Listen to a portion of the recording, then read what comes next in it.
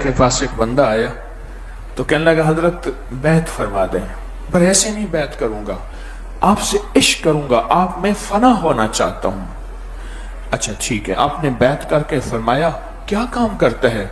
कहा हजरत बैल पालता हूं, फिर उन्हें बेचता हूं, बड़े नस्ली बैल। आपने फरमाया एक बैल पाल, उससे इश्क कर, उससे प्यार कर, वो तेरी आवाज पे आए, वो तेरे साथ मोहब्बत करे, वो तेरे साथ उन्स करे, वो तेरे बगैर न खाए ना पिए, इश्क कर, मेरा हुक्म है। कहा हजरत मैं तो इन इश्क से निकल के आपके इश्क में आया हूं, तो मैं जो हम कह रहे हैं वो कर, अगर मुझसे इश्क है तो मेरी मान। उसने कहा ठीक है, साल के बाद आना। साल के बाद आया तो वो भी था, साथ बैल भी था। ये क्यों लाया? उन्होंने कहा सरकार आपने खुद तो फरमाया इश्क कर, मेरे बगैर ना चलता है ना सांस लेता है, मेरे बगैर ना खाता है ना रहता है। कहा वाह वाह, और उस बैल की खूबियां बताई कि इसके अंदर मेरे साथ इश्क की ये खूबियां, मेरे साथ इश्क की ये खूबियां, ये खूबियां, ये खूबियां। आपने फरमाया अब बता बैल से इश्क करेगा मुझसे? उन्होंने कहा जी आपसे। फरमाया अपने हाथों से इस बैल पे छुरी चला और लंगर में खिला। एकदम चीखा, सरकार आपका हुक्म सर आंखों पे, भाई इस बंदे को यहीं पकड़, आपका हुक्म सर आंखों पे, पर ये छुरी मुझसे ना चलवाए, मेरा बस नहीं है। फरमाया इसलिए तो इश्क करवाया था, हर मजाजी इश्क पे छुरी चलाऊंगा और हकीकी इश्क दिलवाऊंगा। हाँ, हर वो इश्क जो अल्लाह के गैर का इश्क है उस पे छुरी चलाऊंगा। मुझसे इश्क करना है जी, इसको छुरी चला, ज़बह कर, तकबीरात पढ़ और लंगर में खिला दे। हुक्म था, कांपते कांपते छुरी चलाई, उसके बाद गिर पड़ा। 1 महीने तक सेहतयाब नहीं हुआ, बीमार हो गया।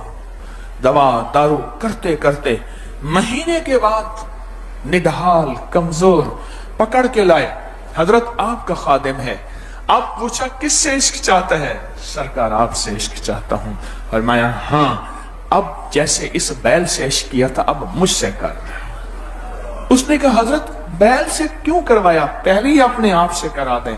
कहा तुझे इश्क करने का तरीका सिखाया था, इश्क करने का तरीका सिखाया था कि जानवर से तो इतना इश्क है, किसी अल्लाह के दोस्त से कितना इश्क करना चाहिए। कहा बैल मारता भी था, कहा मारता था। कहा बाज़ औक़ात ऐसी जगह पेशाब करता था जहां तू नहीं चाहता था, पाक जगह हां करता था, गोबर करता था, क्या क्या करता था। कहा उसकी सारी चीजें बर्दाश्त करता था। कहा किस लिए? कहा उसका इश्क था। कहा यहां इश्क सीख, इसी तरह जिस तरह तूने बैल से इश्क किया, बर्दाश्त करके इश्क सीख चल। ये इश्क फकीर सिखाते हैं, मुझे कुछ खबर नहीं थी तेरा दर्द क्या है या रब, तेरे आशिकों से सीखा तेरे संग दर पे मरना, मुझे आ गया है जीना, मुझे आ गया है मरना। ये इश्क, ये बिस्मिल्लाह, ये अल्लाह के नाम, ये फुकरा सिखाते हैं। और सिखाते उस वक्त हैं जब अपने आप को 100% हवाले कर दें, 100% हवाले कर दें। और जो 100% हवाले नहीं करेंगे फिर क्या होगा? एक आमले का बाग था, आमले का मुरब्बा होता है, आमले का बाग था। माली गया, आमले नीचे गिरे हुए थे पक कर, उसने आमले उठाने चाहे तो आमले ने पूछा किस लिए उठा रहे हैं?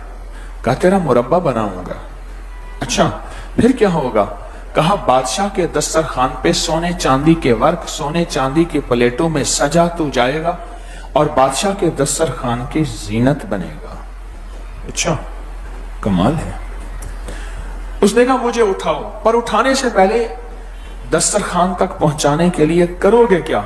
उसने कहा तुझे, तेरे अंदर है खटास, तुझे खूब उबालूंगा, फिर तुझे सुइयों से चोपूंगा, तेरे अंदर की खटास निकलेगी, फिर चीनी के शीरे में डालूंगा, तेरे अंदर मिठास भरूंगा, फिर दस्तरखान पे।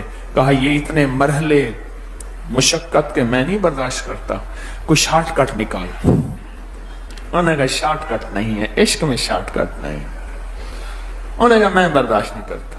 اس نے بار بار کہا کوئی نہیں، تھوڑی سی مشقت ہے لیکن اس کے بعد تجھے اعزاز بہت ملے گا. انہوں نے کہا نہیں. اچھا چلو تیری مرضی.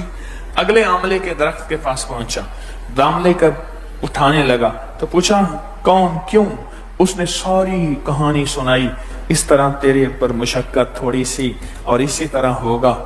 اس نے کہا اگر مجھے بادشاہ کے دسترخوان پہ سونے چاندی کے ورقوں، سونے چاندی کے پلیٹوں، جاگ رہے یا نہیں جاگ رہے؟ سونے چاندی کی پلیٹوں کے ساتھ اگر میرا ہے تو پھر یہ تھوڑی سی مشقت کوئی بات نہیں.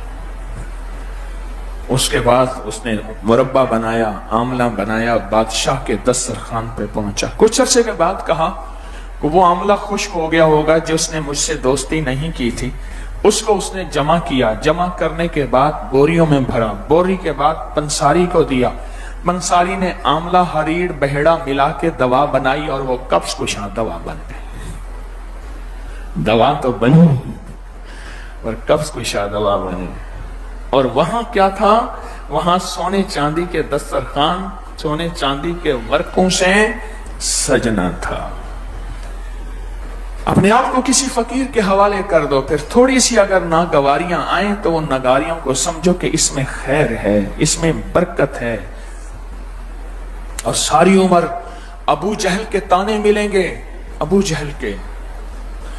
میں یرموک کے میدان پہ کھڑا تھا. یہ یرموک اردن میں ہے. سامنے ایک چھوٹی سی تار تھی، اس نے کہا یہ اسرائیل ہے. سامنے، بالکل آمنے سامنے. اور مجھے ایک منظر میں ڈوب گیا. وہیں کھڑے کھڑے غزوہ یرموک، خالد بن ولید جن کو میرے حبیب کملی والے نے سیف اللہ کا لقب دیا کہ یہ اللہ کی تلواروں میں سے ایک تلوار ہے. ایک گھوڑ سوار آیا، دھول اڑتی ہوئی، تیز رفتار، کئی راتوں کا سفر کرتے، اور اس نے نامہ بر ایک خط دیا. خط کھولا تو خط میں لکھا ہوا تھا خالد بن ولید سپہ سالار نہیں آج کے بعد، وہ معزول ہے. آج کے بعد ابو عبیدہ بن جراح، ان کا مزار بھی وہیں گئے ہم. ابو عبیدہ بن جراح آج کے بعد آرمی چیف سپہ سالار ہیں. بس ایک دم نقشہ بدل گیا.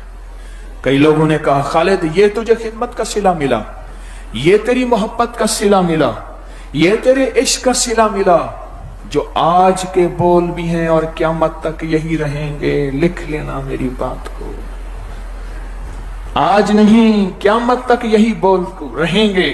جس کو بھی کسی خدمت سے ہٹا کے کسی دوسری خدمت میں ڈالا یا کہا کہ ابھی آپ آرام کریں، اس کو یہ بات سننے کو نہ ملے تو کہنا جھوٹ ہے.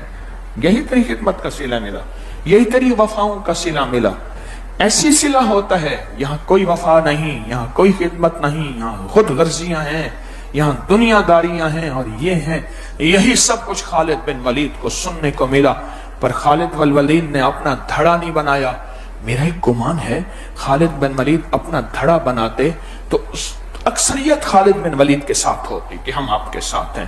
پتہ انہوں نے کیا سوال، ساری باتیں سننے کے بعد صرف ایک جواب دیا.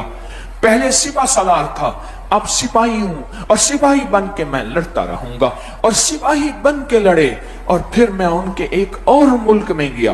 ان کے مزار پہ خاموش مجھے پھر واقعہ یاد آیا. میں ایک اور ملک میں ان کے بیٹے کے مزار پہ گیا.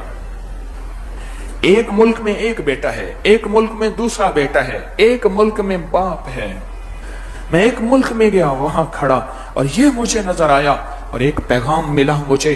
خیال کرنا جب عشق کی راہوں پہ چلو گے اور عشق کی راہوں میں تھوڑا سا امتحان آنا عشق کا حصہ ہے. کس کا حصہ ہے؟ حصہ ہے. تو پھر یہ باتیں تمہارے کانوں میں سننے کو ملیں گی اور قیامت تک ملیں گی کہ تمہاری وفاؤں اور محبتوں کا تمہیں یہ صلہ ملا. سمجھ لینا کہ میں خالد بن ولید سے بڑھ کے نہیں ہوں. میں خالد بن ولید سے بڑا نہیں ہوں.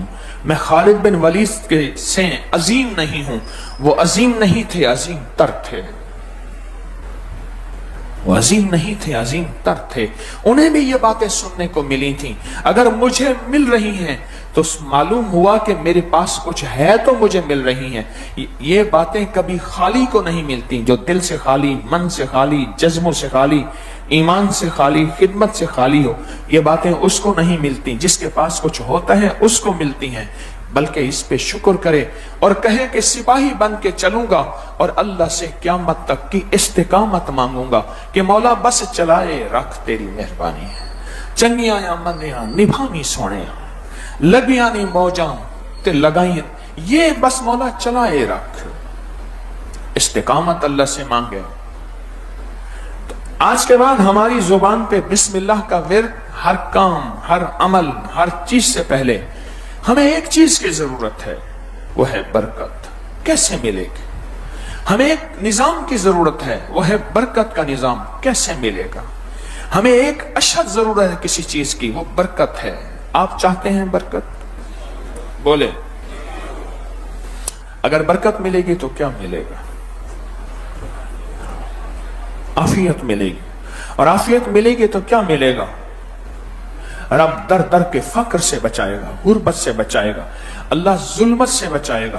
اور برکت میں ایک نفع اور بتا دوں، جس کو برکت ملے گی اللہ موت سے پہلے بھی، موت کے وقت بھی اس سے ایمان نہیں چھینے گا۔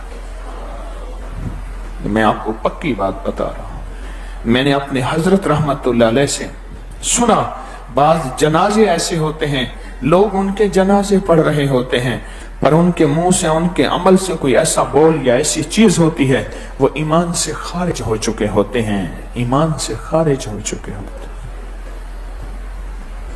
ایمان سے خارج ہو چکے ہوتے ہیں۔ عمر رضی اللہ تعالیٰ عنہ، حضرت علی کرم اللہ وجہہ، جس کا قرضہ ہوتا تھا اور وہ قرضہ دے سکتا تھا پر نہیں دیتا تھا، اس کے جنازے سے ہٹ جاتے تھے، فرماتے تھے کسی اور کو تو جنازہ پڑھا لے۔ خود میرے نبی علیہ السلام کے یہ زندگی میں یہ واقعات موجود ہیں۔ ایک دوسرا، جس کے اوپر حج فرض ہوتا، پیسے بھی ہوتے تھے، مال بھی ہوتا تھا، اور وہ حج نہیں کرتا تھا، اس کا جنازہ نہیں پڑھاتے تھے، کسی اور کو کہتے تھے تم اس کا جنازہ پڑھا دو۔ برکت کی برکت سے اللہ ایمان نہیں چھینتا، برکت کی برکت سے اللہ کلمہ نہیں چھینتا۔ کلمے کی موت چاہتے ہیں انشاءاللہ، ایمان والی موت چاہتے ہیں، پھر برکت کی تلاش کریں، اور برکت کی ابتدا بسم اللہ میں پڑی ہے، برکت کی ابتدا بسم اللہ میں پڑی ہے، برکت کی انتہا بسم اللہ میں پڑی ہے۔ بسم اللہ الرحمن الرحیم۔ یا بعض دعائیں ایسی ہیں ان میں پوری بسم اللہ الرحمن الرحیم نہیں ہے، جیسے بسم اللہ وعلا برکت اللہ، بسم اللہ توکلت علی اللہ لا حول ولا قوت الا باللہ، اور کتنی بسم اللہ الذی لا یضر مع اسمہ شیئا فی الارض ولا فی السماء وہو السمیع العلیم۔ اور کون سی دعا ہے؟ بسم اللہ علی دینی و نفسی و ولدی و اہلی و مالی۔ اور کون سی دعا ہے؟ بسم اللہ مجریہا و مرسا۔ اور کون سی؟ بسم اللہ الذی لا یضر، میں نے پڑھی ہے۔ اور کون سی دعا ہے؟ بسم اللہ ما شاء اللہ لا قوت الا باللہ۔ اور کون سی دعا ہے؟ بسم اللہ والحمدللہ۔ جو وضو کرنے سے پہلے یہ دعا پڑھے گا، مختصر سن لے اس کے فائدے، جو وضو کرنے سے پہلے، یعنی جب وضو کرے گا تو دل ہی میں یہ دعا پڑھ لے گا، بسم اللہ والحمدللہ۔ پڑھیں سارے، بسم اللہ والحمدللہ۔ جو یہ دعا پڑھے گا وضو سے پہلے، اللہ غیب کے خزانے سے جب تک باوضو رہے گا، فرشتے نیکیاں نیکیاں نیکیاں لکھتے لکھتے لکھتے لکھتے رہیں گے۔ اور کون سی دعا ہے بسم اللہ کے ساتھ؟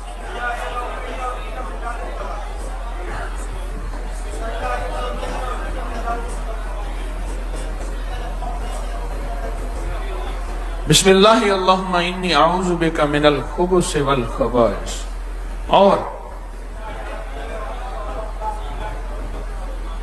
بسم اللہ توکلت علی اللہ لا حول ولا قوت الا باللہ۔ ایک اور چیز بتاؤں آپ کو، بسم اللہ اولہ و آخرہ، کھانے کے درمیان کی دعا ہے۔ ایک اور چیز بتاؤں، ایک اور چیز بتاؤں، بہت پرانی بات ہے۔